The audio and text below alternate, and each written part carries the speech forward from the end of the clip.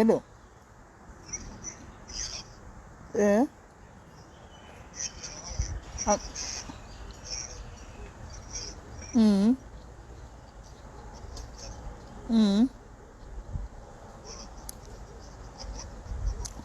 Can you please call me after I'm going on a live right now?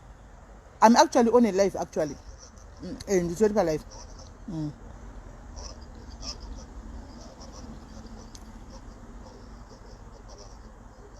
All right, no problem. Monty Baja after. Stop. Mascara say, guys. Mascara say, guys. Saka inini ndawe munhu ngogara pa marive 9. Hakusi kuita unfocused here ku unfocused gogo. Unfocused gogo kugara uri pa marive. Hanzi ndipewo nyama. Ndikubva kuchechi shamwari ndakatogwa nenzara. Apa ndanda munhu angakumbira live yake exactly na 3 yati dzatokwana saka ndaona kuti handina choice. Rega ndichongolira ipo pano. Handina choice rega nditodzera ipo pano because iye munhu anenge amirira. Anenge atomirira chi live yake. Because ndakamurambira kusera zuro. Ndakamurambira kusera nezuro.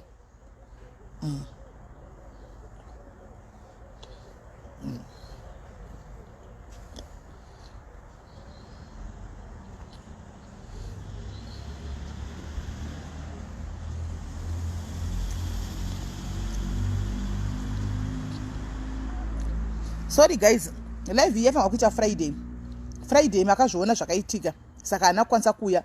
Sanda namutine Monday mangwana. Monday iye manje pabasa pake akwanise varungu vanenge varipo. Saka atonditi itodi nditirewo nhasi. Apa indi kubva kuchechi ndanamutora iti na 3. Saka 3 dzatochayaka. Ndatoti rega ndijigire ipo pano pa live. Guys mungondiregererawo. Ndikuwanzara ndikubva kuchechi. Ndikuwanzara. Saka inini I'm an unfocused lady. Unfocused somebody kugara pa marive kana ndimiwo kugara pa marive guys ndakutogara pa marive kaini ndo zvakutoitika izvi kugara pa marive. Thank you Monica. Kwaito kudai pano 24/7 Messi mochindisa pa payroll ndogara pano 24/7 mondisa pa payroll ndogara pano 24/7. Thank you Tapiwa Mutsikwi.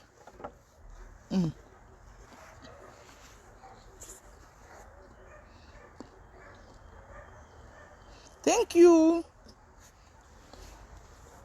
Guys, dedzai vamwe tifambe nenyaya.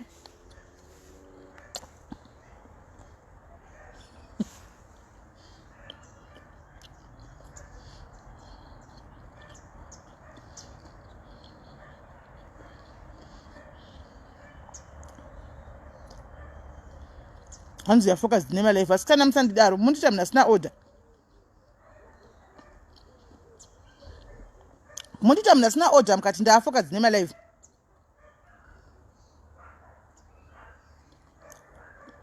Sanda tuwe mnasina order kaini. Ndakutogara pa my life. Thank you Chieza. Thank you. Thank you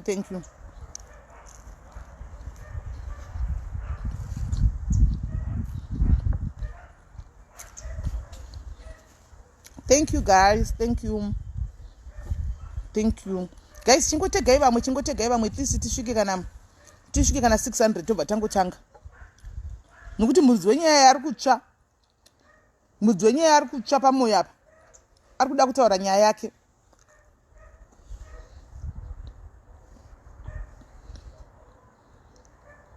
Thank you Evelyn. Ruth zviri sei?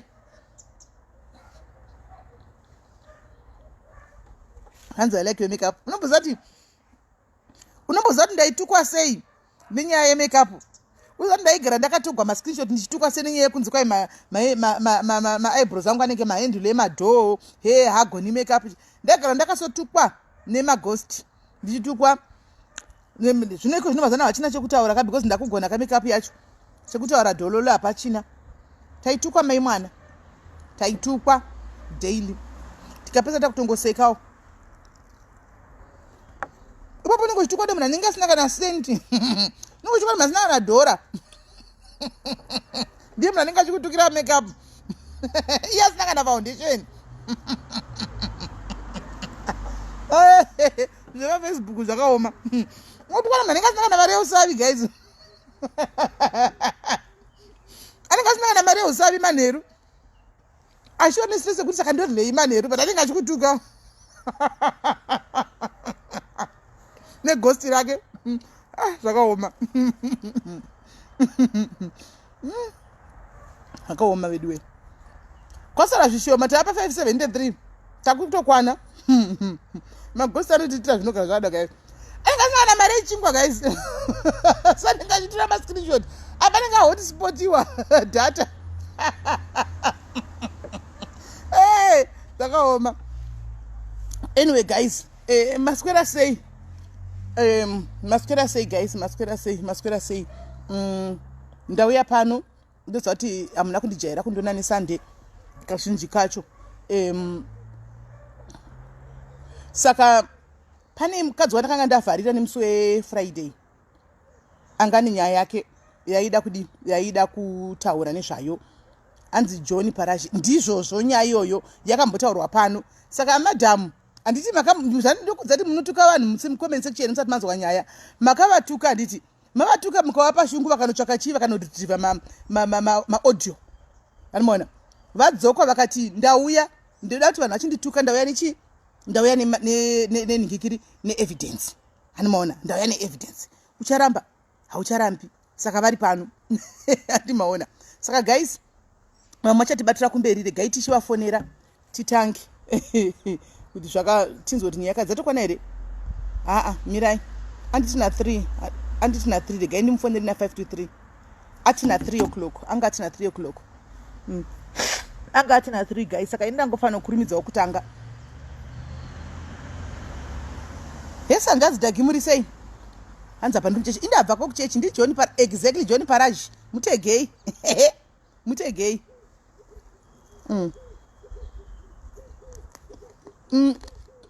Unota nichidya hangu guys nchimira kuti auye.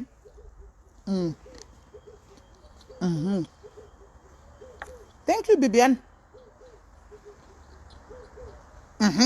John Wekmine. Saka evidence yauya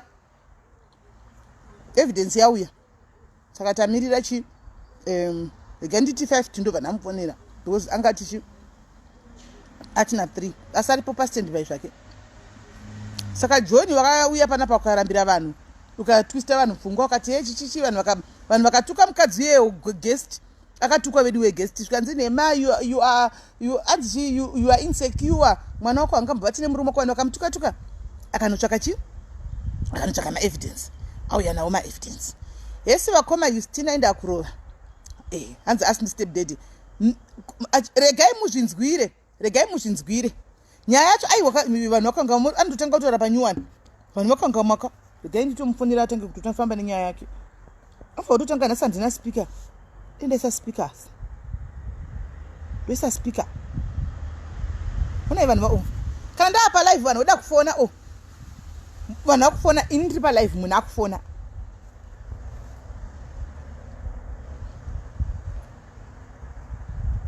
Ndiri palive vamwe vatanga kufona haikuona mani nditiudza kuti ndiri palive naiwe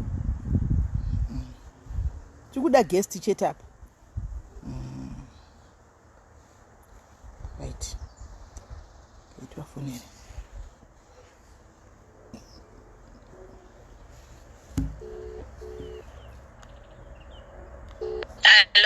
Hello, maswera sei?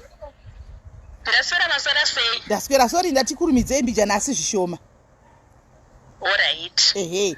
Saka tadzoka panapa ndandichiudza vanhu ndikati makatuka munhu auya pano mukati you are insecure wati munhu akanotsvaka maevidence akauya neevidence yake andika. Saka vanhu vari kuti manje nyaya isitadi takangamwa achiyazinya mototanga kutotaura nyaya kuti ati vamwe vaya vakanga vasina kuinzwa vamwe vakazotoenda kumasure vachitonzwa pane nyaya tisatadi tazoplaya nokuti ndautoona vanhu kudhara vachitomutega mucomment section. John Parashi ategwa kakawanda ndipo vakanakwana kutaka 67 yeSusan Mlano. Saka ndofunga vanhu chi vekumaini varipo pano vatomutega kudhara. Saka hanzi nyaya yaJohn Parashi yadzoka kudanana exactly right. Saka mochitotanga nyaya yenyu panyuwani kuti ati vanhu vari pano vabatirane nenyaya tirambe kudi tizopinda ku evidence yamuinayo mototanga kuti kunarita nyaya yenyu. Alright. Nyaya yakaitika ndeyekuti musi wa4 August last year ndakabata mamessages mufoni yemwana wangu anonzi Mijuri achidanana nemurume wangu anonzi John, nemurume wandaigara naye anonzi John Paraji. Saka mamessages avaitaura zvekuratidza kuti vanhu vari kudanana. Ndobva ndatora mameseji aya ndobva ndatumira John Paraji. Panguva yandakatumira John Paraji mamessages, John Paraji akangoratidza kuti aona mamessages ndobva atondibloka nguva iyoyo, haana chaakataura. Hapana kuzomboita nguva kana 5 minutes hazina kukwana, John Paraji ndopa akafonera Meju. Mameseji andakamaona uri usiku zvekuma10 uri musi wa4. Mangwana acho wanga wa musi wa5 August ndopa ndakatumira John Paraji mamessages paWhatsApp ekuratidza kuti ndazviona kuti uri kudanana nemwana wangu. John haana chaakataura, chaakaita John Paraji akandibloka. Ndobva ndatanga kubvunza mwana, ndaivana namai vamwe vandandinawo vandakashedzawo vechikuru maraini kuti titaure nyaya yomwana achibvunzwa, vachimubvunza. Mwana ndokutanga kubvunzwa. Mwana akatanga kuramba, akati handizvizivi vaiti zvakati nditsvagire musikana chichiwo kudanana naye. Ndikati wakadi kundiudza. Ndobva aramba akanyarara mwana. Saka panguva yoti pakati pekubvunza mwana, John akabva afona. Foni ndobva yambokata, hamino chene tsinenge network yainetsa iri. Ndobva yandakati regai ndirekodhe zvokutaurwa naJohn. Ndobva ndatanga kurekodha zvese zvavakataura nemwana. Saka pandakazouya kwamuri SIS MELLY ndakuti ndikumbirawo kubatsirwa zvakaitika. Ndakanzi inini mamessages aya ndindainyora, ndindakayafabricata, ndindakaedita zvimwe zvona zviri zvakaeditwa nenyaya yekuti mameseji eWhatsApp anonetsa kuwana. Saka inini ndandine mauye marecords andakanga ndinawo aya. Zvisinewo foni yandaishandisawo yakabva yadini yarasika. Saka ndakasara ndine memory card. Musi unoyu ndiri kutoplaya music. Ndopa ndiri kunzwa mama uyu aya ari kuplaya. Ndakati Mwari vaita havo. Paindakaitwa benzika nevanhu ini ndikanzi muri kutaura nyaya yekunyepa, nyaya haina kana evidence, but ndakanga ndinazvo zvandairekodha John achitaura nemwana, afonera mwana kuti audze mwana kuti urambe zvinhu zvese. Ndo aya ndakakutumira SIS MELLY. Ndikati SIS MELLY ndane ugombo hwakakwana hwekuti John Paraji akarara nemwana wangu ndichiri mukadzi wake. Ndo aya ndakakutumirai. Right. Imimi kubva paya patakagumisira kutaura nyaya iyi tichiti kana maenda kuZimbabwe mozonotora nhingirikiri, hanzi nachirando yairamboitwa yakamboitwa pano. Chirandu vadzoka zvakare, ndiyo yakamboitwa pano vadzoka zvakare, because handipepa makavatuka here mukavati vari kunyepa chichichichichi vakanotsvaka evidence, kavadzoka neevidence. Nyaya iri kuvarwadza. Munoti nemadhetsi vari chiri kutorangarira kuti zvakaitika musi wakati last year, vachiri kutoirangarira nyaya zviri kuvabata, zviri kuvadza. Remember mwana akararwa navo, mwana wavo ndiye akararwa naye nemunhu angari murume wavo. Kubva patakaguma kutaura pana papaya muchiti muchaenda kuZimbabwe munotsvaga maconversation kuEconet. Mwana uyu makazombotaura naye here? Dzimai imwe foni. Akobvira ndataura naye. Mwana kana iye kumbozotaura nemi haana? Haana zombobvira taurawo neni, haana. Okay. So kombuya vake? Handinambotaurawo navo. Ko baba vacho? Handinazombotaura navo kubva ipo paya. Alright. Right. Ndaona kuti mune foni 2 pamuri apa. Pandiri panapa ndine 1. Handizivi ngachitamba ningi because ndanchiti mune 2 ndikatichiplaya maaudio kubva kune imwe foni ikoko, ndasikadi ndikudonhedzei. But now because ndine foni 1 pano, ndochitokudonhedzai. Munayo? Alright. Mire ndiende paari ndogona kuplaya panapa. Alright. Playai. Alright.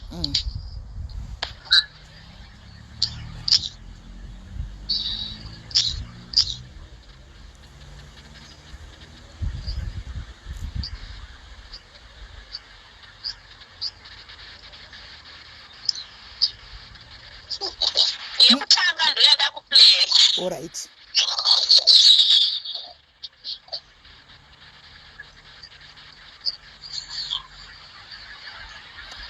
Muri kutoplaya? Abacha tiri kutombo waisu? Ndiri kumaplaya amene uti ndakwidza volume yakunzika. Kana yatiri kunzwa hapana. Zvandingatoita munotodonha imimi ndotora speaker. Hey, speaker yacho haina futi moto. Kundakaitawo sei. right motodona imimi ini ndotoplaya kufoni kwangu nokuti imimi katoplaya papa isati sikuziwa kuno chidona ndozokudzosa pinda mucomment section right shaka regai ndivaplayere manhingikiri avo nokuti zvavari kuplaya isati sikuzvinzwa zvino spika ndakakanga makuisa panhingirikiri ini pachaja chispika chi hachina moto but chiregai ndidi ndichingoplaya panapa right let's hope munonyatsonzwa ndizochiyachi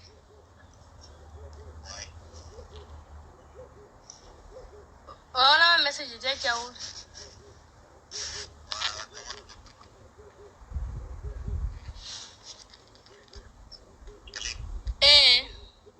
muri kuvanzwa here guys muri kunyatsovanzwa here kana kuti timboona zvespika iyi muri kunyatsovanzwa mirai toni muri kunyatsovanzwa here guys muri kuvanzwa here muri kunzwa here mavoice notes aya kana kuti ndotsvaka chispika hanzwikane right Shakira ndivigirawo spika yako kana kuti chimwe chispika chidiki hameno chine moto chingoya nacho chero chine moto uya nacho ndandisina kuti chajaini chispika saka regai ndinyatsokonekta kuti munzwe hanzi tiri kunzwa muri kunzwa mwana chete mwana ari kunzwika but baba havasi kunzwika mwana ari kunzwika but baba havasi kunzwika saka ndizoti ndodi ndokontinya hanzi taspika yesi queens ndepi yako queensi uri kudla mari yamuchembereso ko hamena hako nakaspa ndipo kanhingirikiri ndipo kaspika ndipo spika ndiwo ngotongo yakanispika nozozongodzokera nainjere shoma dzakaratidza nebasa ndipe chero inoita ichidiki kana hombe yanga ndakawa musaiti ndikutadza kuti maybe bati ranga rakupera amen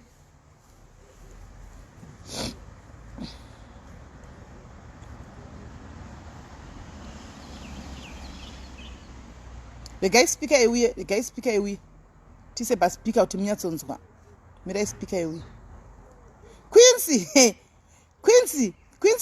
Quincy manzvenga uya pano uya pano Quincy uri kutodivhaira kuti ndanchila kufanda yamuchemberesoko ndoda kumudza kaspa kuti wo kuti avasira kudla mari yamuchemberesoko au usingandipiwo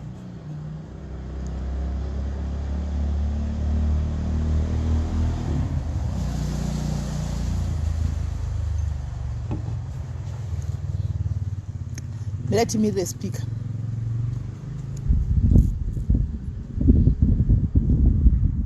madam speaker wena mtora msisimiriye mumaswera sei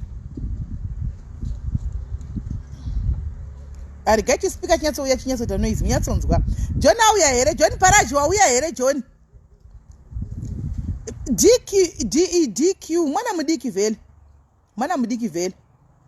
mwana mudiki sastereka I think angane 14 years 14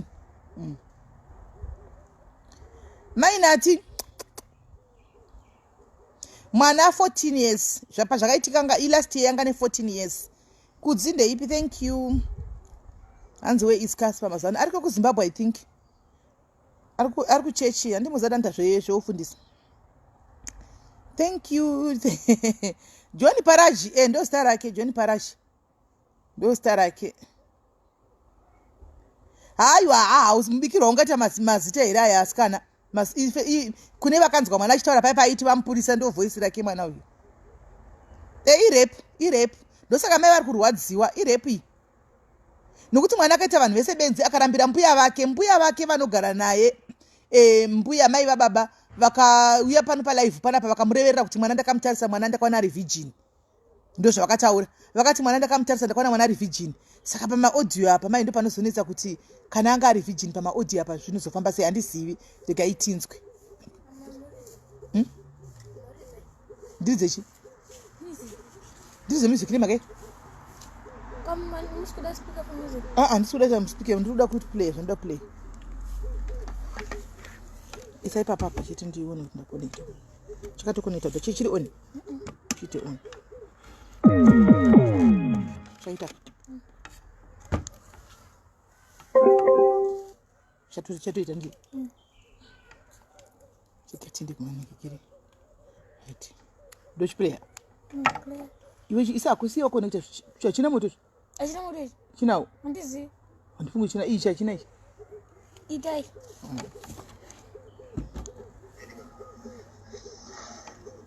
Ndizivi kuti chiyaitika.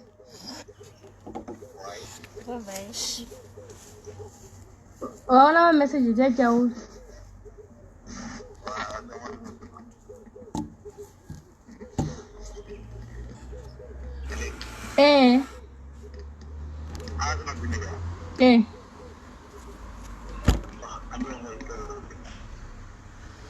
Hello?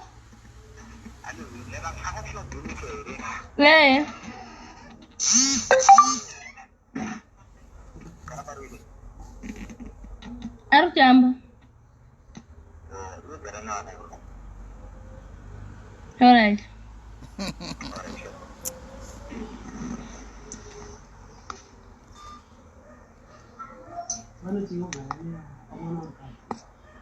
Mavanzwa here baba vari kubvunza mwana vari kuti kune mwana ko chichaitika handika nikikiri zvinhu zvabuda sei pachena zvikanzi handizivi vabata foni yangu zvikanzi vabata foni yako baba vari kutofonera mwana vaziva kuti mai vari pasaidhi futi vane mwana pasaidhi havasi kuziva zvikanzi vabata foni yangu handimaona saka ndo yanga yekutanga iri gaitiwe yechipiri.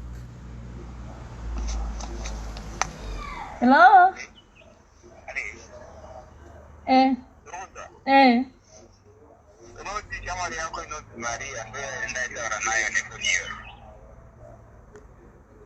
All right.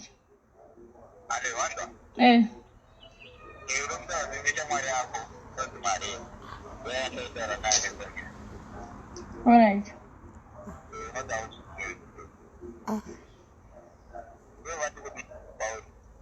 Bang.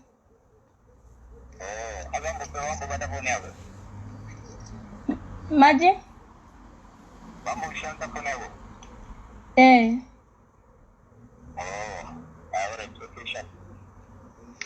Alright, regai ndigodzokorodza hanzi nababa iwewe kana vakubvunza uti ndaida shamwari yako inonzi Maria wazvinzwa zvikanzi nemwana zvikanzi unotaura kuti ndandisinganyengi iwe ndasingadani newe ndadana neshamwari yako inonzi Maria ndiyo yandadanana nayo usazokangamwe asi vabata foni yako futi zvikanzi vari vakuti chii zvikai nemwana hapana anti mazviona manzwisa kari gaindipame futi munyazonzwisa teereresai. Hello?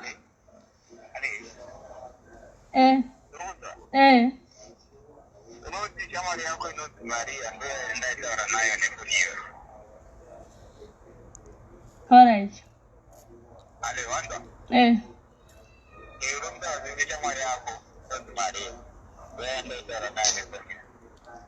All right.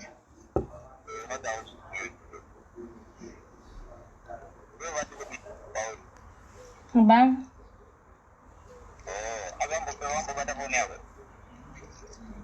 Maji?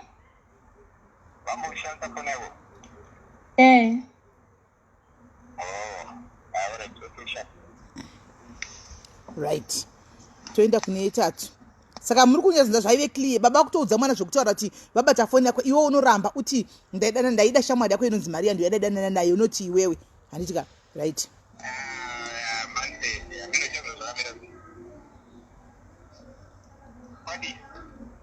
Mama vaenda.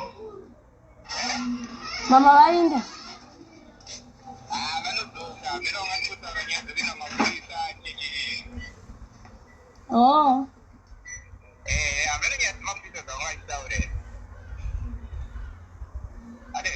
Hello? Hello? Ndikari kufona uyu vanhu vokudisturba. Oh, saka ndoita se.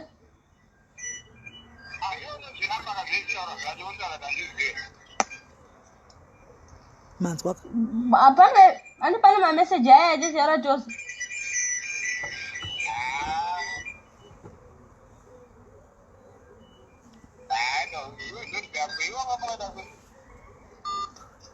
Andi muri kuona kuti azvinaranga. Right, mazvinzwa ka baba hanzi iwe unotoramba kwai nemwana saka ndoita sei handike nokuti vakabata mameseji aya zvikanzi iwe unotoramba usatombonzwe usadhondiwari usatye handika mwana angati ndoda mari here handiti zvikanzi ndokupa mari month end saka zvinyaya zvifamba zvikanzi iwe ramba wakaramba usatombobvuma handitika don't worry nokuti izvo zvivabuda kanzi mwana akati mai vabuda vainda zvikanzi vambosenda meseji vati vari kuita zvekumapurisa kana kuti kupi saka iwewe urambe chero mapurisa akauya urambe nyaya ichi usazvibvuma handimaona saka that is clear evidence baba vavai vata nemwana uyu ane 14 years handiona saka mbuya pavaiti ndacheka mwana ndikaona ari virgin ini mbuya vanosha kuti vakacheka mwana vakaona ari virgin papi nokuti iyi evidence iyi mai vaiva ndakumbirwa regero chokwadi pano nokuti vakatukwa pano nemajayari saka vauya neevidence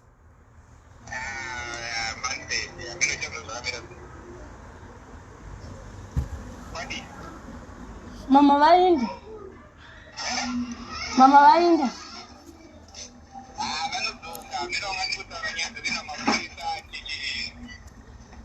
Oh.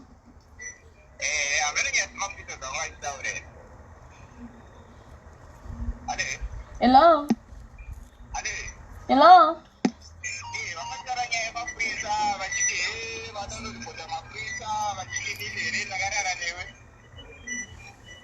Oh, sekarang duit dah sih.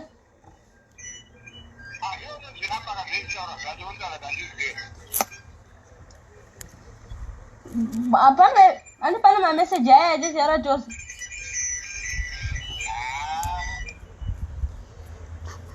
Tomorrow I'll go to my friend's Andi murukona kuti azvinaranga. Now you can go. Right. Anti muri kunzwa guys. Right. Shirega tidedze munhu adzoke. Mai vaya vachidzoka havo. Right. Ndofunga mazvinzwira guys. Munoona pando kuti madhairies musamhanye nenyaya yekutuka munhu inozokutenerai mangwana. Maiona ka proof. Hello. Hello. Right. Haiwa mamessage vanhu vamanzwa mamessage tamanzwa. Muri kuninzwa here? Ndiri kuti vamessage tamanzwa ndashaya hangu kuti ndingati kudii kana kuti chii asi mamessage tamanzwa ende chokwadi evidence iripo nokuti senge pane kupedzisira payakanzi nemurume wenyu mai vaenda kupolisi vari kutoda unoripota kuti ndakarara newe iwe urambe zvikanzi manje ndoramba ndoti kudii zvikanzi unongoramba wakaramba urambe chete usabvume hapana nyaya dzendiwari chataura navo zvabva zvabuda pachena chokwadi saka inda ndichingoti kune madhairies vedu weka mai ava imimi vasati vaita fedha nyaya yavo because nyaya iyi mwana uyu mwana mudiki still nanhasi achiri under age nyaya iyi mwana uyu anga ane 14 years right now mwana uyu ane 15 years mababa vakarara nemwana under age and this is enough proof amai yekuti muende kunodii muende kunosungisa munhu because achanotariswa kwadoctor so handizivi hangu kuti mbuya pavaiti ndakatarisa muzukuru ndikwana ari virgin vaireva kuti chii handizivi ipapo hangu handizivi ndofunga mbuya vacho pamwe vanogona kuzvidairira ipapo handizivi kuti vaireve izvo kuti zvotondinetsa nekuti zvazviri pachena kuti mwana akararwa naye saka ivo vaita kuti virgin handizivi sisimela handizivi asi ndo maevidence handinawo ndinongoda kuti koti inopuruva kuti john haana zvaakaita kana asina endogona makatsika madziro makatsika paya lase mukati vanhu vakakuitai benzi vanhu vakati mukatsika mukati vedu handipengi ndoziva zvandiri kutaura inini vanhu vakati nema uchiri kuda murume uchiri hiwi zvino nhasi vanhu munonyarirepi asi vanhu vari kukumbira avo riregerero mucomment section kwai mufunge sori henyu takamanyira sori vanhu vari kukumbira avo riregerero mucomment section saka aiwa zvinowanikwa saka zvakaoma apa what's the way forward apa poitwa sei what's the way forward because I believe John is there in the comment section rape case ishi this is rape and John afanga akabhadhara mbuya vaya mari John akapa mbuya vaya mari chete ndozvo zvakaitika paya akapa vanhu vakawanda chero nadoctor wacho akatarisa meju akapiwa mari kuti mwana ivhichi chaishanda imari nekuti nyaya yangu hainobvira yaenda kukoti sisimeli yakaperera papolice station saka yapera police station kudaro pamakaenda police station anganga atizvo maenda police station akaodha kuti muinde kwadoctor ndiani ndakangosvika bepara kwadoctor ravepo ini hamuzi kuti rakabvepi handitozivi rakabvepi ndakangosvika zvingonzi maimeju mwana wenyu mamuta kuti akarepwa nemurume bepa iti atobva naye kwadoctor izvezvi iri rirapa ko kana bepa riri remadoctor emuroja aya kukana ari nebepa remadoctor emuroja anenge ane mastemba anongostemba onyorera otopiwa senge masick leave note anopiwa vanhu munomu unotonotenga murodhi umoendesa kubasa sick leave note ndo zvakaitika kapa iro raranga rakatonzi Chinhoi hospital. Ndikabvunzwa kuti chiremba wacho anonzi ani, zvikanzi izvozvo musazvitsvaka maimeju. Aiwa, Chinhoi hospital rinongori chidhindo chine changoiswa panhingirikiri. Pachangoiswa pabepa rakangoenda ipapo. Chidhindo chine changoiswa ipapo. Vonyorera zvavanonyorera chete. Ndakangosvika paine bepa ini SIS MELLY. Hey. Right. Saka pa way forward poitwa sei apa.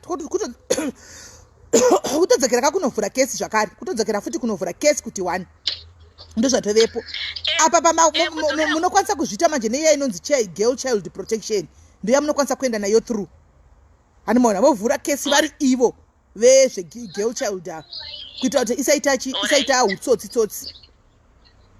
Zvinoindopafambisa sei SIS MELLY nekuti pandakauya kwamuri John Paraji akanga andipa peace order ichitaura kuti handina chandofanira kutaura chakaipa pamusoro paJohn Paraji. Saka kupinda kwangu muZimbabwe SIS MELLY ndindotanga kuenda kujeri. Aiwa, muende kujeri. Nekuti akabva andivharira neprotection order. Aiwa. Ndinoita sei? Aiwa, protection order ndeyenyu imimi yekuti musataure naJohn. Musataure zvaJohn. Imimi hamusi kutaura naJohn. Muri kuenda kunoisa nyaya yenyu, kunoripota nyaya yenyu. Kwamunoripota nyaya yenyu ndiwo vanenge vachitaura naJohn. Andimazviona. So pakadai so protection order iyi haichatoshandi because kesi yakutonovhurwa panyuwani. Haichatoshandi protection order because imimi hamuri kuenda kusystem. System ndio ichamusamona. Antika kana apinda chiro kumapurisa mazonzi madizwa kuti mapurisa akada kuti heye kutora nemi motora kuti aiwa pane peace protection order usataure neni. Andimaona. Haichatoshandi makutoenda noripota panyuwani azvisi. Haitoshandi protection order yake iko zvino. Apa yanga iri yekuvhara because maingoshandisirwa kungwarisa kwake kwakaita John ndokwa maingoshandisirwa. Andimaona. But mavene ndikiri mavene kesi manje. So zvandakuita imimi kana muri kugaya kuti nyaya iyi haina kutongwa haina kuvhurwa zvakanaka kunonzi kuChinhoi.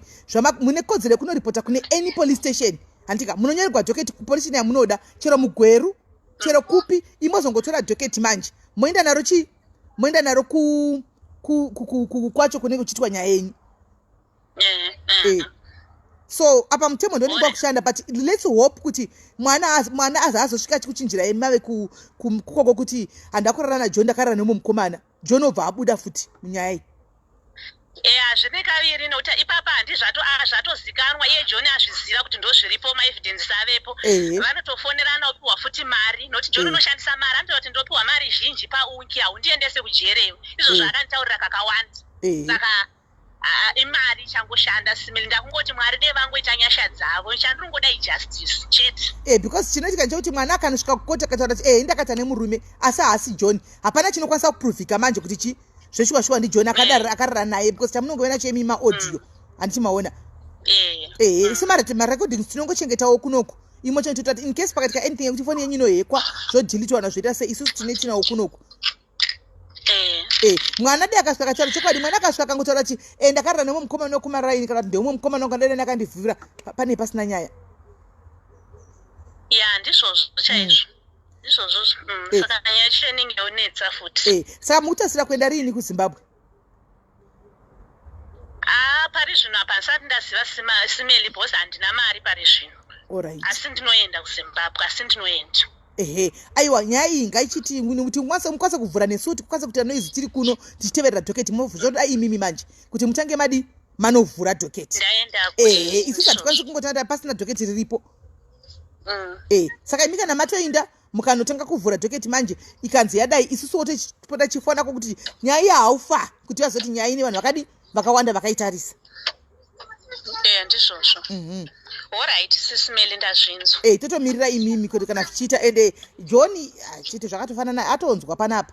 Zvakatongofanana kuvepo zvake ndotofunga kuti atori mungu message board ndamona nyaya ichingotanga ategwa kakawanda ende vanhu vangasvomtega nemasene mwana nomuziva.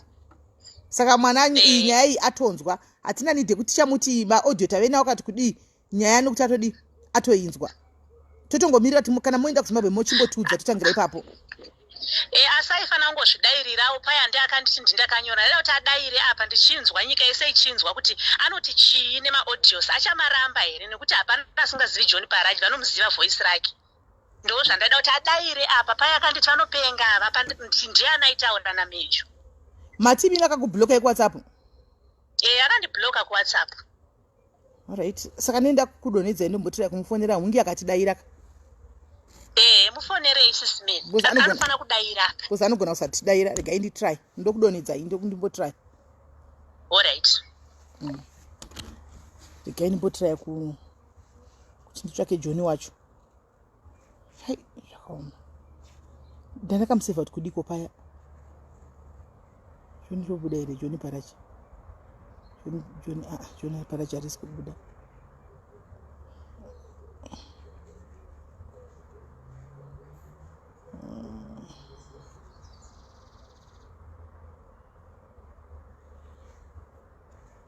Ndodzokera kumachatsi amai vaindonzvaga foni yaJoni Parachi.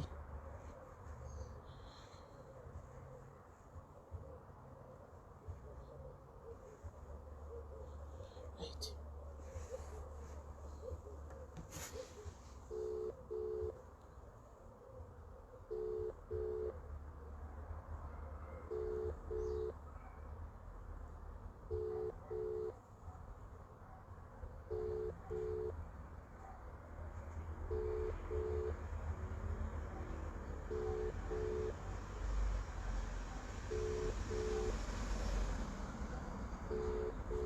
Iri kutoyazoringa zvakanaka.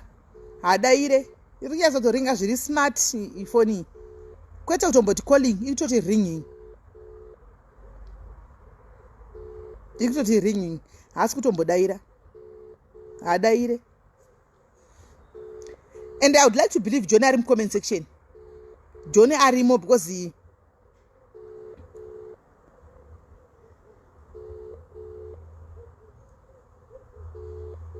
Joni haasi kudaira guys. Joni atoripo iri kutoti ringing kwete calling, ringing chaiyo asi haasi kudaira phone.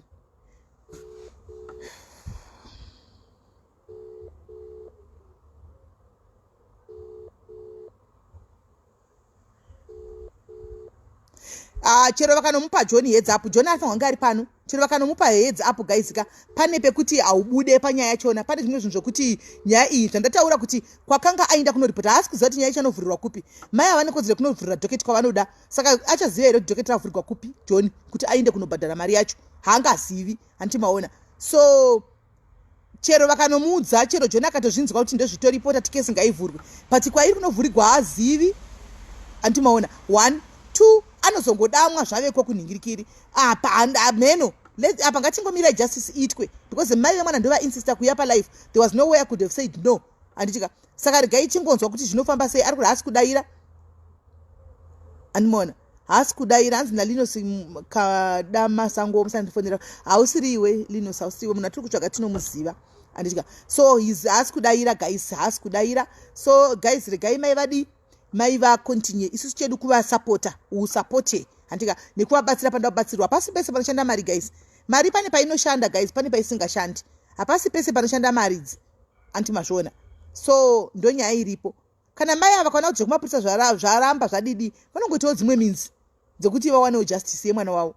Nokuti guys it's very wrong kuti baba stepfather ndibaba vafange vachiprotecta mwana voenda kunovacha nemwana. So vana baba vedu vana mai vedu ngatarisei vana vedu. Ndinoziva kuti vazhinji vacho makamboita first marriage mukaita vana. Handi musatembe varume vaminawo ava iko zvino muchisiya vana. Handika kana kuti vana vachipfeka zvimwe zvinhu pamberi pevana ava varume ava havana basa hatomutorise mwana wake. Varume vashoma vanotora vana venyu sevana vavo. Isai vana venyu first before zvikomba. And put your kids first before zvikomba. Handiti mwana akakuudza kuti baba vangu vachindibata vachidai so kana kuti baba vangu vachinditarisa vachidai so zvitore serious. Torai serious maaccusations iwayo. Handimaona moya timadzifambira nyaya dzachona because vana vari kudi vana vari kubatwa nezvikomba zvenyizvi.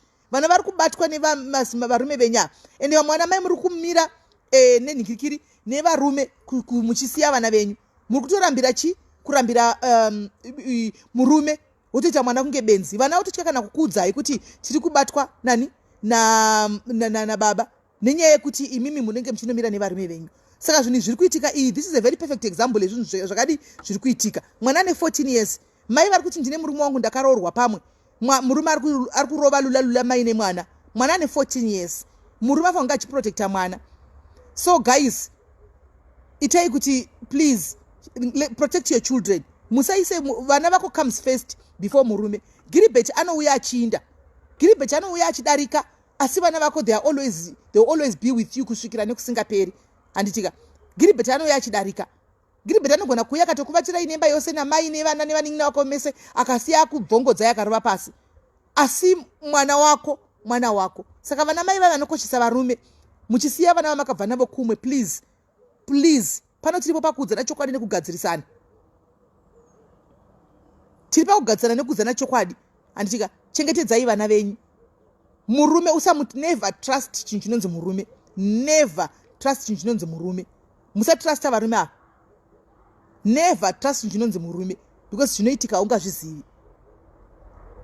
Kana munhu wemurume ichikwanisa kuenda kunomirira benzi chero riri murodhi, utaona benzi richiweta murodhi, benzi rechikadzi, munhu anogara nepfungwa achiweta murodhi, yotomira. Kokuzoti mwana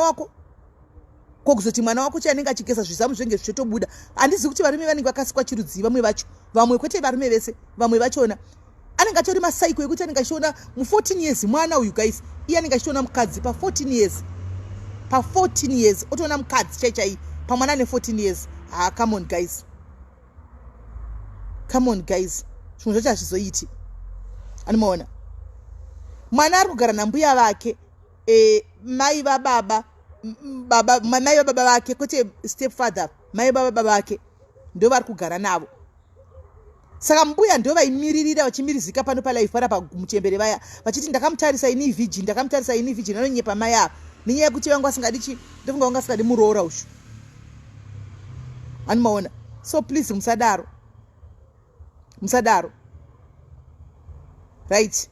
Ndisati ndainda rigatidai. So kana varipo vaviri vatatu vanoda kutaurawo experience dzemaboyfriends avo kana kuti varume vavaimbogara navo vakanga vachida kubata vana vavo kana kuti vakabata vana vavo, fonaiwo vanhu vamwe vaone kuti zvinhu zvakadai zviri kuitika. Fonai. Kana uripo wakanga uchigara une muwarorwawo pamwe, murume wako achibata mwana wako iwe usingazvizivi ukazviziva ukasiya, tifonerewo tinzoti zvakafamba sei.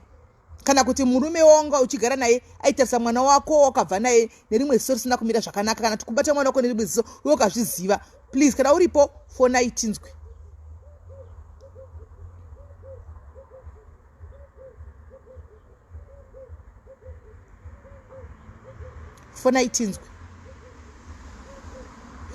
Mbuya vakanyepa ndimai vababa vake, biological father vake. Mukadzi ushu akaita mwana nemurume wokutanga, handiti mva vasiyana. Anomaona vasiyana pamukadzi azonoita murume wechitu anove John Parash uyu. Saka mwana akasara akamusiya kuna baba vake biological father. Mwana ndokuzotsvaga mai vake.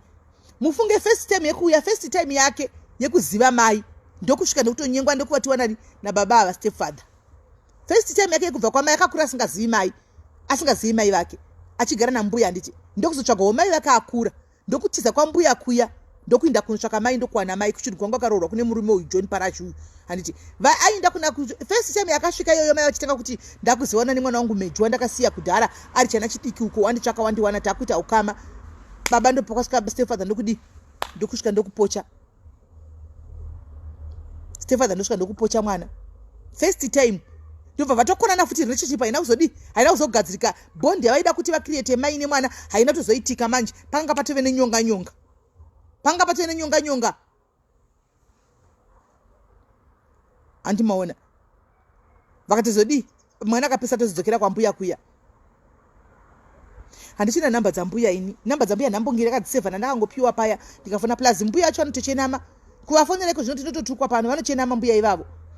Vanochena makavanzwa last time patakataura navo paipa, vanochena vatototukwa pano. Zvino hatizogoni kupindura munhu mukuru, kamunhu mukuru hatizogoni kuvapindura. Vanotochena mbuya vacho makavanzwa last time achitochenamira panapa. Vakastora zvakanaka pamberi apa sitambochena migwa pekutanga. Tikatoshaya tovapindura kuti kudini kuti ndimbuya vakuru.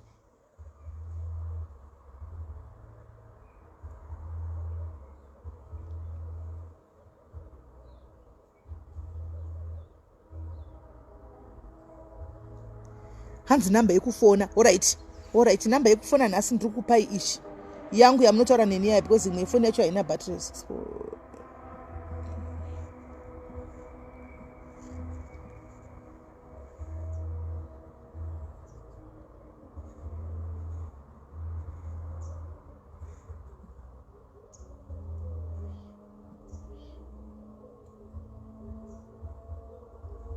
namba yekufona iyi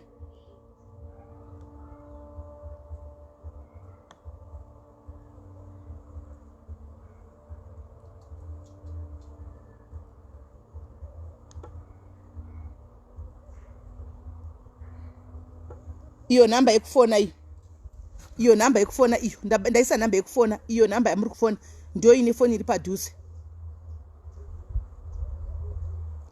Mbuya vanotuka aiwa tidi kuzoita idu munyama tatuka vanhu vakuru ina handidi hangu kutuka vanhu vakuru unoita munyama ndisina nebasa rese. Mbuya vanochena zvamunonyatsoziva. Namba ndanyorapo guys. Hanzi zvatodirwa jichenya ine tusumeni maburi. Ndipapi pane maburi apa? Hameno handizivi. Hanzi tendai murewa. Tendai murewa ighost here. Ighost here tendai murewa.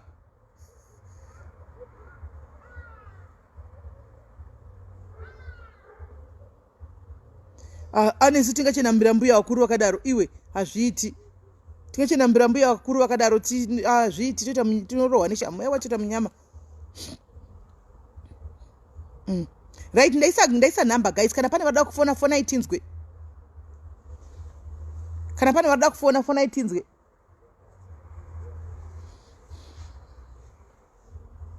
Baba vemwana takawafonera vanga vari muno vanogara muno muJobek. Baba vemwana vakati handizvizivi. Vakatitewo benzi. Vakati handizvipindiri. Saka uchati kudi. Mabiological father vemwana chai. Right, uyanga chifona wirga nditire kumufonera beki.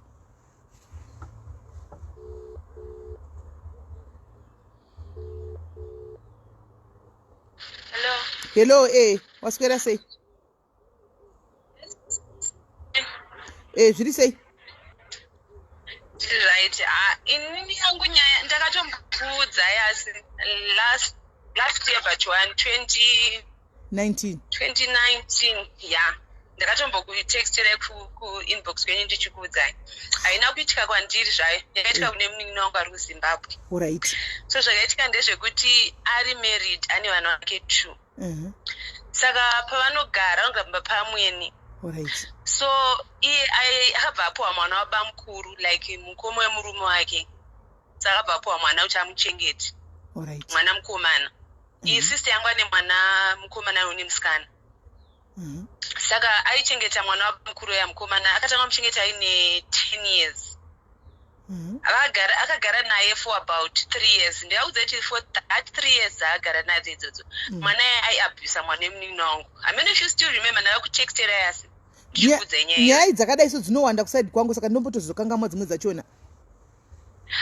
Aiabvisa mwana wemunin'ina wangu mukomana akatanga kuabviswa aine 2 years. Ari grade 2 mwana wacho. Mukomana. Kusvika ava grade 4. Yeah, mukomana achimuabvisa kuti oral sex zvese ndinoti zvezvekuti handiti munenge uchiti ndine vana vakomana vari pamba. Makufeni pavanenge vachienda kuchikoro munin'ina wangu aiti geza naye avaigeza vese vachienda kuchikoro aiendawo kwake uye achienda kwake. Saka vana vaigeza vese aiabviswa mwana pakurara vairarira vese musame room because they were both boys. Aiabviswa futi. So mwana haana kuabvisa mwana wesister yangu chete. Akaabvisa nevana vatete vake futi. Hanzvadzi dzababa wake vana about akabvisa vana 4 all in all. Vasikana 2 nevakomana 2. Then pazvakazobuda kuti mwana uyu zvakazobuda arepa kamwana kane 4 years kachete vake. Mwana yabva paonekwa papenti paine blood. Zvikanzi ko waitwa sei? Abva ati ndanzwaidzwai naningi. Ndokubuda wasanyaya kuti mwana wesister yangu akabva asitaura kuti mama kana neniwo. Ndaudza kuti ndakaenda kuzima ndimboona namba yangu handikari. Panaenda kuholiday muna 2019. 2018. Mwana aisagona kugara. Tikatoti koita usiri kugona kugara ndobvunza mama kuti ko ise asina kutsogara. Saka mama anogara akarara pasofa uyo agona kugara aisagara upright. Aigara akarara ne one side achona makatu. Tikatoti ko ise asingagona kugara paanenge auya kukumba webe kuodit. Saka zvese zvakatanga kutoita make sense kuti mwana uyo aitowabvisa anga asingachogona kugara and akachinja. He was so quiet. Asisataure. He used to be a very bubbly child but angasadaro akangochinja so. Ndino zvangangova mwana waye ari so quiet. Saka pazvakazobuda instead kuti vanhu chakandirwadza ndechekuti I really tried my best kuti nyaya iendewo kupolice because mwana yanga akura anga ane 15 years pazvakazobatwa 14-15. But ndingakuudza kuti the whole family vakazvitsimbirira hazvina basa. Mwana uyu havana nothing wakana kuti zvezvokuti mwana yakatonzi aiwa anga angochinjwa nzvimbo aendeswe kuna mai ake because vanga vakadivorsa vaparents. So vaenda unogara kupindura. Takatokudza mama kuti mama akasobhindura mwana yachangona wabviswa vamwe vana ari koko. Why can't at least adzidziswe a lesson? Asungwe, I was so hurt. Ndakaudza imi manditi. Ndakaudza futi we else. Ndakatobotra pa social platform ndifunga pamwe zvingangoitwa noise, but then I realized Zimbabwe, I think rape vanakomana itorwe serious. I don't know, but I was so hurt. Because anga kutozitwa counseling ndikaudza mai acho kuti kuda imba yako sterek panoti justice for mwana iitwe here. But I mean, she just chose izvamukutora izvozvo kuti vana mai dzimwe nguva ngatisanyanya kuda varume sterek. She just chose a marriage. Vanguti mwana wangu achaenda kucounseling. That was that. Mwana uyo anosungwa kana handizvo kuti vana vadiki vanosungwa here, but handimbotitywawo kana kana ungotwa punishment kana umboendawo kujerere vana, or even I don't know kuti anovo remorseful ozoti izvazviitwe. Nothing was ever done up to now. Hey. So zvamataura izvozvo kuti vabereki zveshuwa katidei vana vedu tivakoshesei kwete kukoshesa mamarriages kuti ndikazodai anzi atizvara vangu vari kuti akasungwa mwana yeye munobva pano. Inini ndinobva hangu because mwana wangu kava ndakati akura 9 months mwana was abused for 3 years. Zvinombomurwadza kuti anoenda and ndakamudza ndikati mwana wekukura kwake achatokura akufunga kuti maybe zvakaitwa it's okay, anogona kuzoramba akuzozviitawo. Ndo panotangira kunzi vana mwana agay or something. I don't have anything against vanhu vari gay zvangu, but ndikoti zvinozokura mwana azvatova mari because akambozviitwa for 3 years, you know, and nothing was ever done. So zvamataura izvozvo zvokuti vabereki vakadzi, especially madzimai, please let's stand for our children. Tisangoti nekuti marriage yangu ndikazoisiya vanhu vanozonditichi better vanhu vataure but you have to protect your children. They should come first. Ndarwadziwa nenyaya yako, but zvakaoma vedu we, zvakaoma. Zvakaoma zveshuwa. Nyaya yekuda mamarriages unongozopedzera vasiya vana vachiitwa zvese zvese nekuti unoda unzimai ningi. Unongochitokuvadza vana ndevako, ndiwo utovakuvadza. All right. Thank you Mningina, thank you very much. Yeah. Guys, andi muri kuzviona vana vari kuabuswa kunzoko. Ngatitarisei vana vedu we, ngatitarisei vana please. Vana vari kuabuswa kunzoko, ngatitarisei vana. Handi mazviona ndeimwe nyaya iyo yamuri kutonzwa tichu.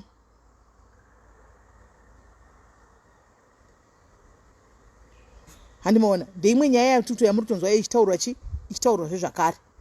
Handiti amene aripo here umwe ane mwana akaabuswawo murume wako, kana kuti vana mheno kana akabva anovharidzira murume kuti nyaya dzacho kuti munhu wangu haangasungwi, twaitotaurirana anoenda kucounseling yei.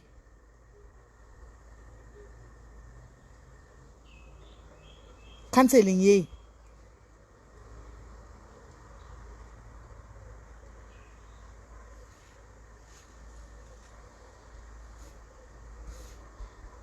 Handizivi. Varipo here vamwe?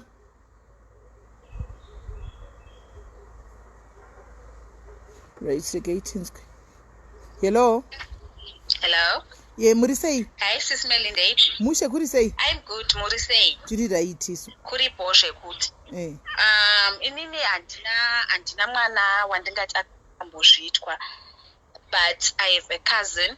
Hapana hapo chati chaitika, but she's that type of person wekuti tiri kuno ku-SA iye anonyanyoita zvokuenda kuzima achididi, but she has a daughter from a previous marriage. I think she's 7 now. SIS MELLY ndikakudzai kuti she can go to Zim kana kwe2 weeks osiya murume waainaye nawo nemwana wake uyu. Hazvindiitire. I don't know. Hapana hapo tamboitika kana kuti chandingati takamboona.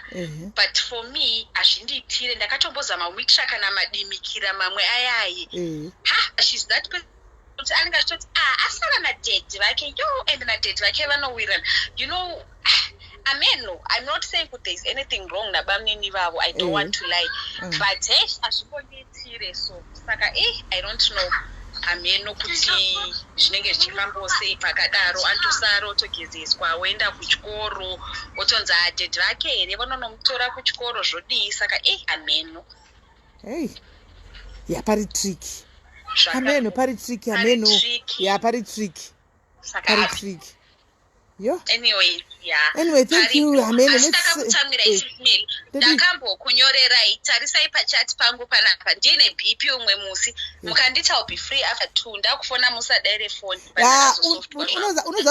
unozati kudireka ndikutaurire munina chinoitika ka ndiri munhu anenge ari waniwo kudai ndiri munhu ari wani kudai ndiri munhu anenge ari busy dzimwe nguva andiwana ndinenge ndiri busy zvokuti ndikati ndogona ndifonere after 2 ndechizati pamwe after 2 ndenge ndasununguka handika after 2 dzaunondifonera dzadzia iyo ifoni yemakozi dzimwe nguva ndakuisa apo ka pakutopinda kana umwe kanopinda kutofonegwa zvimwe ndakutomhanya kuenda ndakutokangamwa apa musi hausi wanika ndikutaura nevanhu vakawanda ndifonere after nguva handichatozivi ndakazvinzwisisa ngu ndikati mukoma wangu anenge akawandirwa ndakafona ndine bp ndakashuta asi ndikazosoftwa zvangu saka ko wanga waitwei neMurume bp dzevarume ndigiribheti chete hakuna imwe bp yekuti paunoita bp ndigiribheti angakuitsa bp hakuna imwe vana giribheti ava but kana zvabho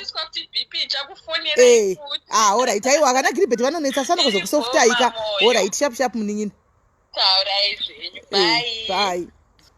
bye vedu muna ndiregerera vasikana vanhu vanenge vachiti mombofona ndombotedza kubatika guys kuseni pandotomuka makusimbe pai ndogona kumuka ndombomanya kuenda kunohodha hanimaona ndoenda kunohodha ndadzoka kunohodha ndoya ndoenda kujimu handitika ndadzoka kujimu ndoya ndobuda ndonoita ndomhanya kwana mwe kwane ndichinda chidi handika kazhinji kacho ndozowanikwa pamba normally kazhinji kacho na 4 o'clock ndobva ndikasvika pamba ndikasvika kumba na 4 o'clock ndotanga kubika usavi handitika ndotanga kubikira babemba vadioda chikafu chinobikwa neni ndotanga kubika usavi handiti then ndozo time ndendapedza ndageza ndadai kana kune musi wekuti musi woyo kune live manje ndogadzira ndombogarawo 2 hours ndozogadzirira live ndopinda hanimaona saka ndimaona kuti dzimwe nguva ndiri busy pane chiti mozonifonera time yakati ndinenge ndiri busy shuwa necho ndotozopesa ndakangamwa manje pane ndafuri paya ndokanganwa kuti ndambotaura nemwe munhu ndikamuti ugozondifonera nguva dzakati afona maybe ndakuzodaira handimaona ndowandigwa mondiregererawo guys mondiregerera veduwe mondiregerera hanzi ndoda basa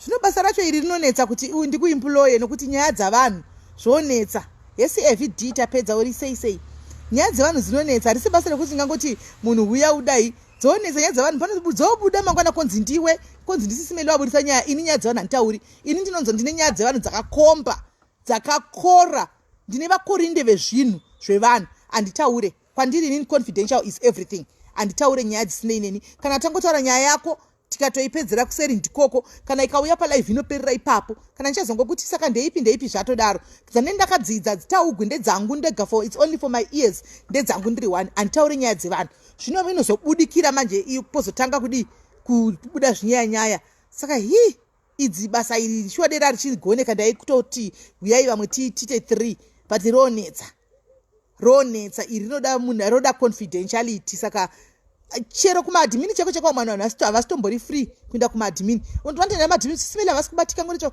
konzi une problem here tiudze konzi hai kana vanouya nguva ndichazovamirira vangu nditora navo kana vauya vamwe havasitombori free kana taura nemaadhimini chaivo vanoramba saka nyaya dzevanhu zvinonetsa asikana hatidi kunyepa handikuzokwanisi nyaya dzevanhu dzonetsa honai nezuro takanga takudhumana musoro pano kuti audio yabvepi yekwatats only to find kuti no kune hama yakatoburitsa kukoko kune hama yavakasenderawo vachiti ndo zvakaitika izvoona zviripo nyaya tinda kumapurisa handichagari kumba ndototiza kumba nchidaiso hanimaona hamawo kuda ndo yazofambisa sino ndakatonetsa nemadhimini kati nai madhimini voice note rabuda seiri voice note tave nemwedzi tinaro takatopiwa takatokangamanizva zvokudhara rabvepi nhasi all of a sudden tukutongoona voice note rakutenderera izvo mai mwana voice note rakakabuda neharare ikokoko munozati patakazozviwa takati nokuti kune vamwe anenge otomhanya kuti pamwe paivo vari kutaura paadmin team pane umwe ofucha atiburise zvinhu zvevanhu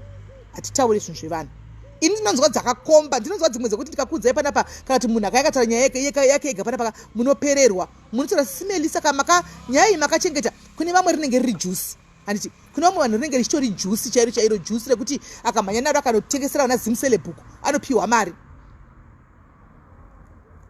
mari akaenda namana zimsele bhuku kuti ndauya ndine juice rangu irika ndipei $50 vanomupa ndenge ndinazvo ini but handitengesi nyaya yemunhu kaini handitengesi secret yemunhu kozi munhu andiudza anenge anditrusta handiti ende usataure zvisina musoro ka ende unopenga wamboionawo comment yawanyora here naye usataure zvisina musoro waiona comment yako yawanyora usadaro sha mai vai vari kutorwadziwa ufunge vari pakuchema ufunge sadaro watotorwadziwa. But anyway guys, I've managed to secure ningirikiri appointment nevakomana vaya vemadrugs vese vaya. Munoziva kuti ndati ndichitaura navo nhasika ndichiti vakomana vanhu vemunhu handiti ndichivabvunza ndichiti nai vakomana ndionerewo vhidhiyo ishi idrug ripiri handika vase vangomanya kuti icristral meth crystal mamaki crystal meth ndikati saka zvikanzi taidzi handiti taimasvuta saka ndaita appointment yamangwana saka live imwe mangwana guys tinenge tiri kumaraini mangwana live yamangwana tinenge tiri kumaraini kuboys idzi ihome yavanogara vose vakatogwa mumastreet vaita zvenyaupa vaita maarmed robbery vaita zvokubreaka motikari vaidididi handika ihome yavari yavanogara saka taita appointment mangwana ndokuenda kuhome kwacho ikoko ndokuenda kumba kwacho kuhome saka ndasecure appointment so that mononyatsonzwa nyaya dzavo 1 by 1 muchinzwa handiti maona so yeah ndo nyaya iripo anzi a good person vakawanda anondireverera mucomment section because vakawanda they talk to me but vanotoziva kuti simeli nyaya dzedu dzinotofa dzakalodha hatiburitse handitotaure nyaya dzisine ineni hazvine ineni handitotaure nyaya dzisine ineni tikangoitaura kuseri kakotopera ndotokanga mati ndambotaura naningi nezvenyaya yakati kana ndazongoionawo kumaraini ndokuti hamino kuti zvafambawo sei inenge tobudo nomwe munhu kwete neni aiwa ini nyaya dzevanhu handiburitse zvangu handiite hanziriko nyaya yanguvai ndanchitaura nabamuninika vanovendo vanenge vakabata foni vaya vandofamba navo vaya saka mangwana angu achinde chandudza kuseni kuti tingaenda nguvai but ivo vakomana vati vanenge varipo the whole day saka bamunini ndo vanobata foni kana vakati vari free toinda kana kuzvi12 kana kuzvi1 uko kana vakati havasine ndongotsvakawo kana vana vepanapa iholiday mangwana ndinenge ndototsvakawo vana vepanapa vangonondibatirawo foni tongonoita interview yacho tichinzwa kuti zvakamira sei handitika so imwe nyaya iripo futi guys ndeyekudai so madiaries makagumbura munhu makagumbura musikana wokuya panapa nenyaya yake achitaura nyaya yekuti ini ndiri muroyi akazenge akutevera macomments manje akarwadziwa nemacomments aakaona akabatikana akatondisendera voice note iri ndoda kuti murinzwe voice note ndikamuti aiwa masista unofanira kungoziva kuti vanhu ndozvavanoita handimaona saka ndoda kuti munzwe voice note rakandisendera andishute handine doro ndinonwa green ndinonwa green valley but ndine mastress I believe people they can say ndakandishinzwa because ndiri kunoko ndinonzwa ndine madevice akawanda but baba vataura vataura chokwadi I had a pastor vandifonera asanda kubelieve because andidi kuti munyatsopa vanhu manamba angu because inozosara foni yangu nevanhu vane mafeki chichi andisho mari zvokubhadhariswa but SIS MELLY, yes, I rang you. I was not confused. I wanted to say something deep. Then vandaona kuti andaisa mazita anondiburisa. Yes, and I'm in UK. Vandaona kuti ndida kuita closure yangu. This is a real closure. You never paid me. I never paid you. But andizwari anditore madrugs ndine teme yekuti kana ndakurwadziwa ndinorwadziwa because ndiri nherera ende unherera wangu ndagara tete saka zvakaona achitaura izvo zviuru izvi hazvishamisire. It's a sad in the world. Hazvisi zvekuti unodhakwa. Bvunzai vanhu vese vanoita zvemupanje nekudhakwa kuti vanoita zvemadrugs. I don't smoke. I don't drink. But ndaida kubatsirwa. But anyway, I just find people, they were mocking me.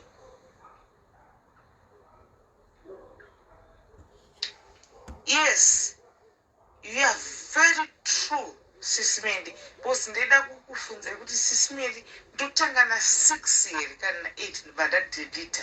Because ndiri kubasa. Ndinosenza ubasa risingate nekuti ndikarishambadza pana parinondiruzisa. but it's okay, sis Melly. It's not your fault. But can I without indeed carry on? I have to, but I can't open the rule because Mazimba and Naziva. But sis Melly, the Batsirikana, but Nasina Kudakwa. Dansina Kudakwa. Did not only stress it. You may stress right. You know too much labor. But even a number too much to show. Sometimes I feel like I want to kill myself. Sometimes I feel like, what is this? Because Shandinaita, I should see real.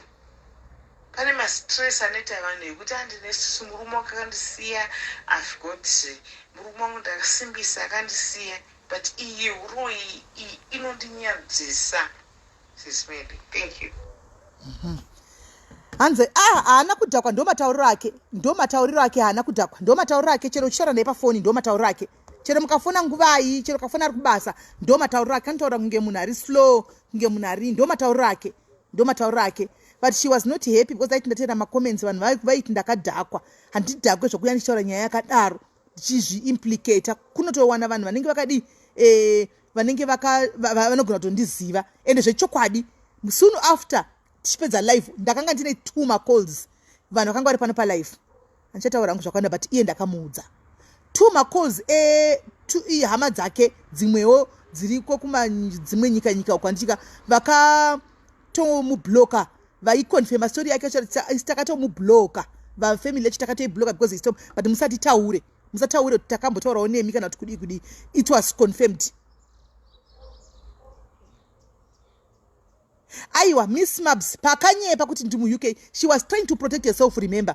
She was trying kuti unozati pane vanhu vandotota pane vakatomuziva, akatoti ndida kuti unoudza vamwe kuti vateerere life. Antika dzimwe hama. So I believe this is a true story, guys.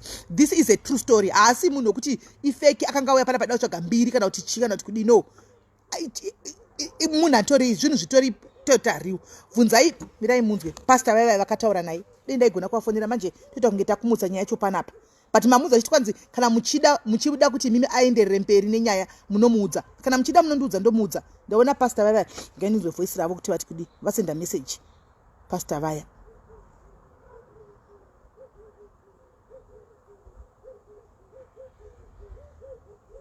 Hanze chi?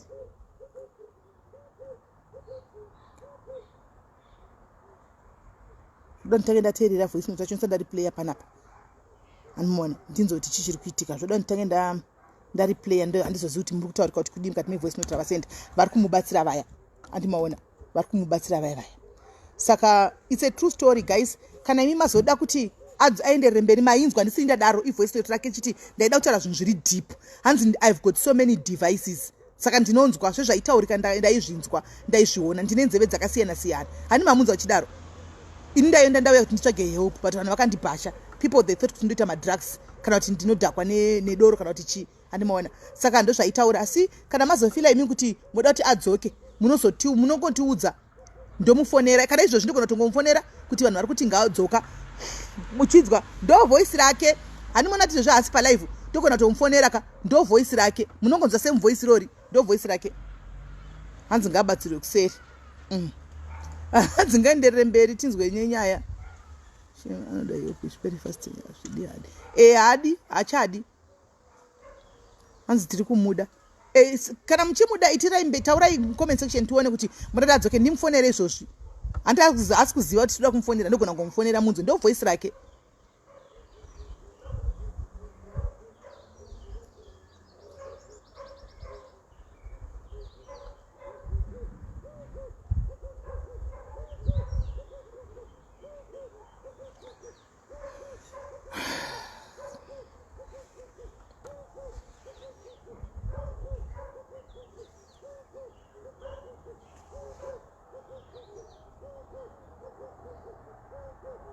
Nditoda kuverenga kuti ndikuona macomments kuti akawanda muri kuti ngaasauya here kana kuti ngaauye ndiwa ndiri kuverenga kuti muri kuti macomments akauya ouya here kana kuti asauye kana mati auye totomufonera kana mati asauye we forget about it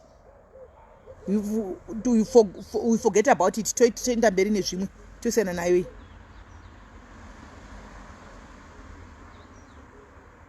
Okay, and I think it's best about go kuseri tomuda SIS MELLY fona SIS MELLY gadzoke nyaya ina kuzopera ngadzoke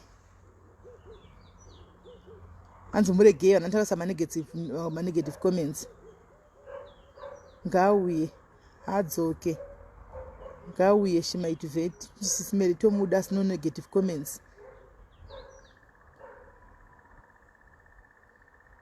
Okay, anzi ngauye but ngasashauta vanhu kana auya come back fona SIS MELLY gadzoke muri kumudi kanzi muri kumudi achinyepa wari kubvunza vanhu muri kumudi muchita anonyepa gadzoka abatsika nsita anoda kufumura SIS MELLY she needs help saka neMurume murungu kanotanga chichivhara handizoziviwa. I don't know about zvemurume murungu ndinganyepa. I don't know. But zvekuti kuAustralia aiwa izvo chaizvo pafeya aitoti ndine vanhu vanogona ndine hama dzakawanda dzekuno dzinogona kutozondiziva saka bheta ndingochinja location kuti ndikuse zvatongoita mahaiti anoya pano ndikati no it's fine with me but nekukangamwa akazongotaura nzvimbo yake chaiyo yaari ndikutongosiyawo zvakadaro handiti maona anzi ngadzoke ichichi regaiti munzwe miraiti munzwe regaiti munzwe regaiti munzwe regaiti munzwe kuti anoti regaiti munzwe asi hasi kudzoka nhasika nhasi ndoda kutomboita zvekunoita mhuri yangu guys titi utozoya rimwe zuva kwete zvanhasi ava ndoda kuti munzwe kuti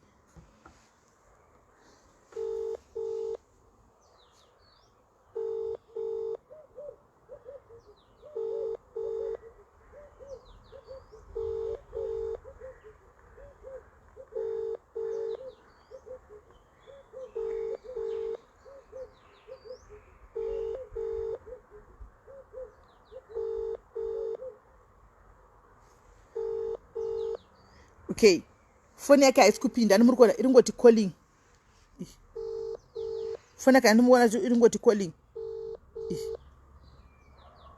phone iri kungoti calling phone iringoti calling haisi kuringa ndofunga yakadzima phone iringoti calling phone iringoti calling ndofunga yakadzima phone iringoti calling kana ari kubasa kuti ameno ndini se message ndino deliver here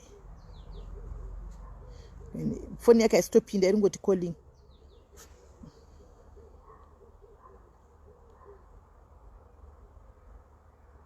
yangotika ka1 yatika ka1 yatika ka1 yatika ka1 ndandisingaite nhasi vele ndandisingaite nhasi yatika ka1 saka that means chi haisi kupinda kana azondipindurawo ndichamuudza haisi kupinda. So guys regai ndichinobikira giribet hanzi makaseva kuti muroi here handina kuseva kuti muroi kundaiku asi ndichita ndisazokangamwe guys ka ndichita ndisazokanganwe handika ndichita ndisazokangamwe guys kuti munhu uyaya ndewechi remember ndisarara vanhu vakawanda guys saka ndozotadza kuti ndikasaseva ndichi munhu nebasa rake ndozokana nenyaya yake ndozokangamwa ndozokangamwazve guys asi madharis yanda kutaridziraiwo zvakaoma ndozokangamwa guys kana munhu anenge achiuya achiti nini ndotsvaga basa nditosevawo ndakati kutsvaka basa handimona asiri yada kufona. Hello hey muri sei tiripo makadi zvenyu tiri right tiripo ndaunga ndichionawo live ndauionawo zvangu nhasi handina kuiona nezuro. Alright. But ndangati dangoitawo contribution. I mean if it's that okay. No, it's okay. I'm on live. Mazona. Once. Kusiya tupa live. Okay, ndipa live. Mamda contribute panyaya ichi yema drugs. Amugona contribute mangwana because tiri kukondinya nayo mangwana. Saka ndinogona kuzotry mangwana because inini wangu akanga ari mu situation ndaenda ngokudza izvo ndakaita alright. Saka ndogona kuzokufonera mangwana. Alright, paribo, thanks ne. Alright. Asira guys, guys makandu munopenga yenyu. Saba dati ndiseve kuti chii guys, ndafanga kuseva kuti kudi. Maina ndiseve kuti chii guys. Ndafanga kuseva kuti chii. Handiti munhu kana kayakati ndikutsvaga basa ndiseva kuti munhu ari kutsvaga basa. Handiti kuita kuti chii zvinhu zvidi kuti ndisakangamwe. Anditi munhu akaenda nyaya yake achiti takabigwa mari sevanhu vaive kuteki vaive. Andika ndakatosevha kuti vekubigwa mari nevanhu veteki. Anditi nimasevhera ndotoita anomaona ndotosevha ndichitodaro. Muprofita wayo wenjuzu nditosevha ndakatosevha kuti muprofita wayo kutoresa vana nenjuzu ndo masevhera ndotoita kuti ndisakangamwe guys, otherwise ndozokangamwa kuti kana zvaendia noti ndotsvaka vanhu vakawanda. WhatsApp yangu inenge yakadi asi guys saka muda kana akutotedza macomments guys, saka muda kuti ndizopinda pataiti here. Saka muda kana akudzoka kumacomments kuno kana kuti device dzake dzakuteerera muda ndipinza pataiti guys. Indangosevha mune zvakanaka guys, kutora kwakanga ngoita zvakakuomerai. Ndichatodzima hangu life yacho yoyi. Kuti zvamatoita hazvisiri izvo guys, zvamatoita hazvinombonaka, hazvinombonaka hazvinombonaka vedue sadaro. Ndinozokangamwa akolisi Elizabeth, ndinotokangamwa handitoona. Saka ndosevha zvanoziva kuti chii kana ndongomanya kunotsvaka handinonoki. Anoona zvakafanana naJoni Parashi papa ndatonotsvaga ndatonotaipa pakanzi baba wekurepa mwana. Handimoona baba wekumaini wekurepa mwana pakanobuda. Handimaona pana Ogabongo papa paakauya papa ndakatosevha kuti baba wekudla maorange. Handimaona ekudla maorange amai vekujobek nomasevhera nendakatoita. Handimoona ndozokangamwa guys sure. Pakazotaura zita rake pa Ogabongo ndobva ndakatozogadzirisa paya ndikatozonyora kuti Ogabongo ndakatonyora kuti baba wekudla maorange kuna mai vekujobek. Handimaona kuti ndisakangamwe ende zvakaoma zvasaka hanzi Maure anonzi anenge akatonzi Maure aiwa vasikana takaenda kunoita interview ndakangonyora kuti vasikana vanofamba usiku chete. Ndakangonyora kuti vasikana vekufamba usiku ndizvo ndakangonyora.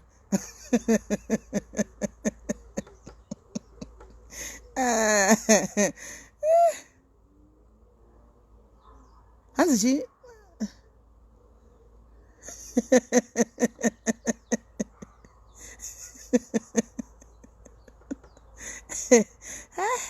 Diaries ende munoongorora asi kana ndichitedza zvine musoro memituko yatisi kuona itai kamera turn back camera what apa maona chi